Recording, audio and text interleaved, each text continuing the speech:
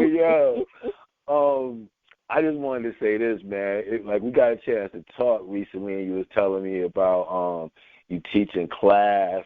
I've also seen that, like, you're involved in, like, so many events, man. It's so good when I see my DJ friends and my DJ family stay busy. You know, not just you, but your whole team. But, you know, I know mostly you, so that's what I'm kind of, you know, following or whatever, man. So, talk about, I guess, the new venture. You're teaching a class now, so talk about that a little bit. All right. So, as many people in the industry know, DJing, if you're a DJ, you know, it's one thing when you have gigs all the time, and it's cool. And it's not that I don't have gigs all the time. That's not the thing. But me, I have a passion for kids. So I was talking because I switched careers from sales, which I was making a boatload of money in. But, you know, you get tired of operating with a gun to your head because sales is constant. You know, if I'm talking to you, Sky, and if you don't buy anything, whether I spend an hour with you or 30 minutes with you, I mean, you know, it's at that time I'm building that relationship. So the next time I talk to you, it's about getting that sale. Well, if I talk to you 3-4 times and I don't get a sale, you know, I've kind of in the back of my head, it's almost like you wasted time. You build a relationship, but if they're not buying anything, guess what? It's kind of like you waste time. So at the end of the day, I was like, you know what? I love building relationships. I'm a talker. I love to talk, as you see. I said, but I need to do something different. And don't get me wrong. I mean, I was making good money, and it was good. So I said I was going to switch and do something different. So I went and took my passion into teaching. Now, here's the thing. It wasn't what I was going to do at first because I was going to pick a whole different career path. But I was talking to the young lady in my life, and she was like, that's what you need. That's it right there. That's your calling. And then, you know, after talking to her, and then I talked about it to my mom and then my sisters, they were like, yeah, so it was like boom, boom, boom. Everyone's like, yo, that's what you need to do. So I'm a math intervention teacher. And what that is I help kids who are having trouble or difficulty catching up in math. And I teach them, coach them, bring them along through a bevy of assessment, tests, and just, I guess you can say, formal teaching. Now, I know a lot of parents who are probably listening like, oh, yeah, Common Core, blah, blah. No.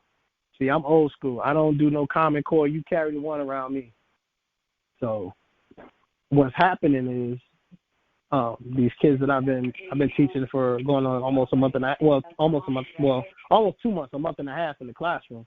And guess what, man? I've gotten, I guess you can say, strong returns on some of my students who are gaining knowledge and getting, you know, the knowledge they need in math. And it's good, man. I feel good about it. I really enjoy it. I love kids anyway. Anybody who knows me know how I feel about my nieces and nephews, and especially about my daughter. But I love kids, and, you know, I know how kids that look like me or look like us, Guy, how some of us can be treated in the classroom or some of us can be treated by the school system. And the school that I'm in, let's just say it's in between 5 different lower income sections. And the principal there, her whole idea was she wanted to hire black males, so a lot of these kids can see it doesn't matter where you came from, where you begin. It's all about the end journey, and you can do it no matter what you do. You put your application to it. Apply yourself, and, you know, get the education part. And then math is a big part of that. Math is science. And I've been telling these kids, it's funny because I told them, I said, my first day of class, after I introduced myself and laid out, I guess you can say, the law of how I conduct class, I asked them, I said, why don't you like math? And the first thing is because it's hard. I don't like the numbers. I don't like this. I don't like that.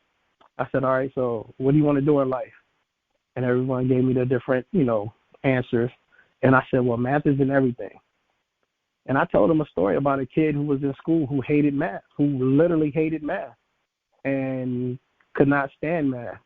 Then he grew up and got a degree in finance and got an MBA in finance, and now is their math teacher. So I was telling them, look, I didn't like math either, but math isn't everything that you do. Math isn't everything. And the guy tried to be funny. He said, it's not in drinking water. I said, it is exactly in drinking water. I said, because that glass that you're drinking that water out of, it could be an 8-ounce glass, a 16-ounce glass. But the amount of water you put in it, that lets you know how much you're drinking. So if you have a 16-ounce glass and you fill it with 8 ounces, what is that? That's math. You just put half of the glass in there.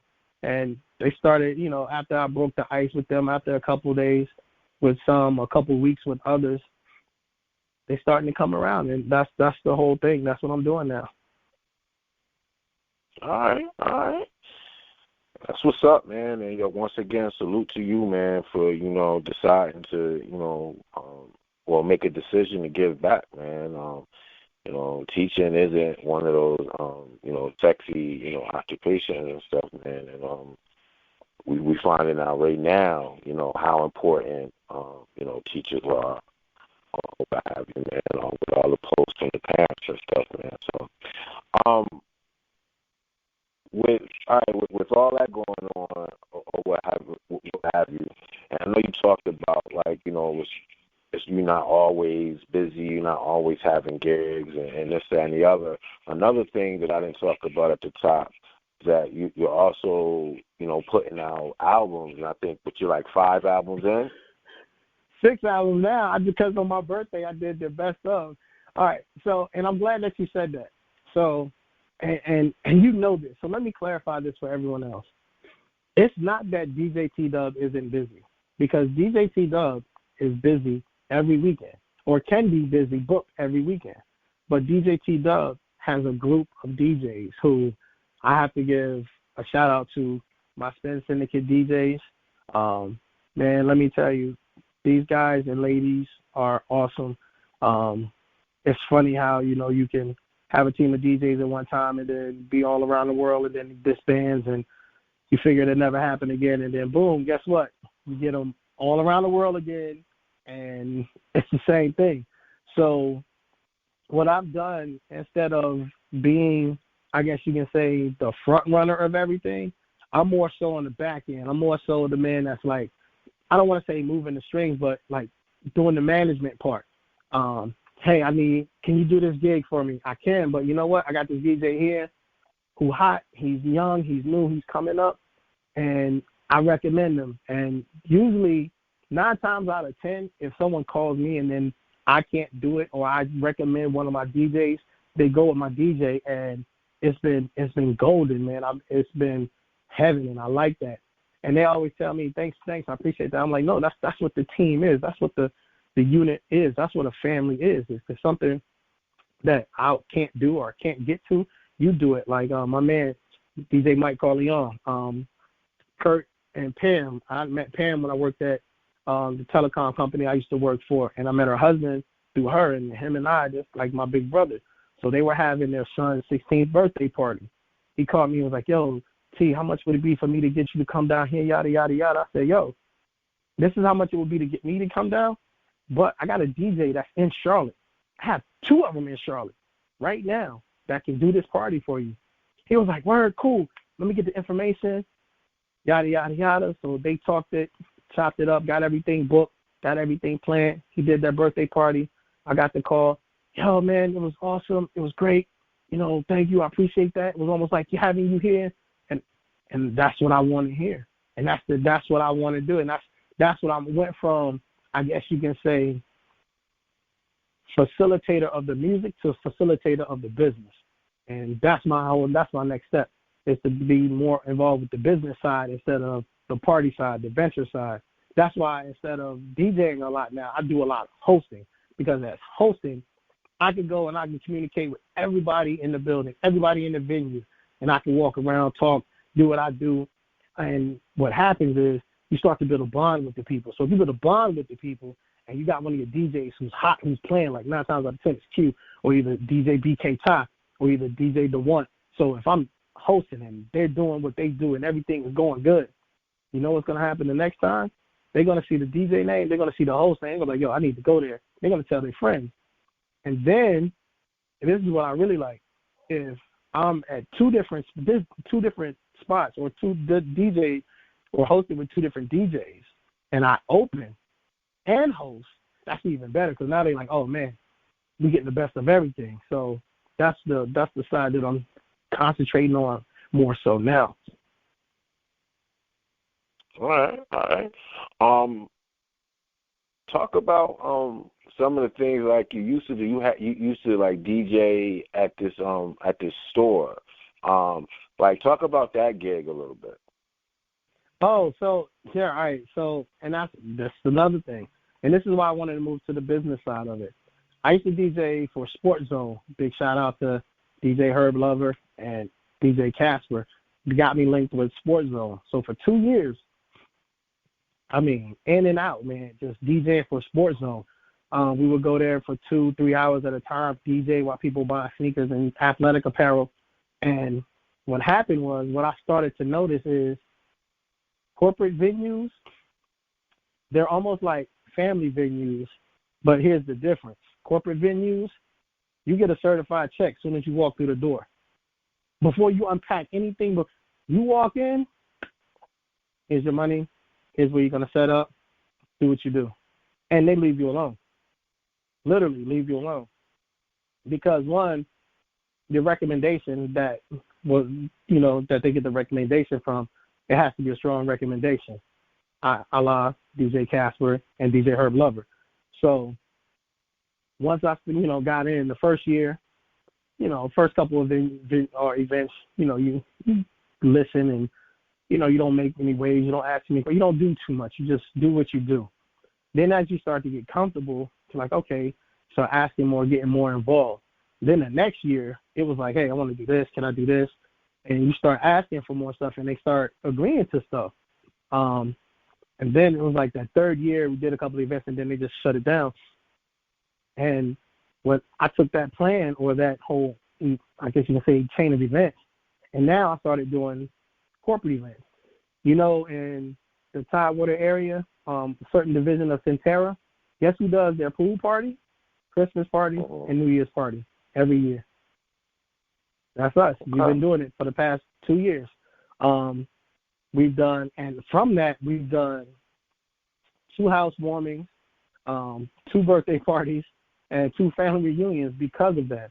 And about to do a wedding hopefully we'll do this wedding at the end of April, see how that goes. But it stems from doing corporate events. And now I'm branching out because now I'm doing, and maybe I shouldn't say it now, but there's a certain restaurant chain that I've been in communication with the past 4 weeks. And now they're more apt to listening and seeing the DJs that I have because they started to follow them on Instagram. And now they see that they're busy and they're doing decent events and doing good with these events. So now they're talking about bringing them in on Fridays and or Saturday nights. So that's my plan going forward, doing it, doing more behind the scenes. And that's why I'm behind the scenes. And I want to do more corporate events. And don't get me wrong, people pay good, and I love people, and I love doing clubs. But doing more corporate events, doing more restaurant chain events is, one, I already know if me or my DJs are going to get paid, they're going to get paid what we say, and when they're going to get paid that night, and we're not going to have to deal with any, I guess you can say, up and downs with the promoter. 2, you're going to get a crowd, and that crowd is going to remember you. So when you rock out, if you do a club, if you do a party, that crowd that was at that restaurant or, department store chain, they're going to remember you, and they're going to want to come to your event. So that's the whole plan. That's my whole logic in doing it. All right. Do you miss radio at all? Because you was doing radio for a minute. Talk about that a little bit. All right. So let me talk about radio. So it all started with Team Black. It was on Team Black, and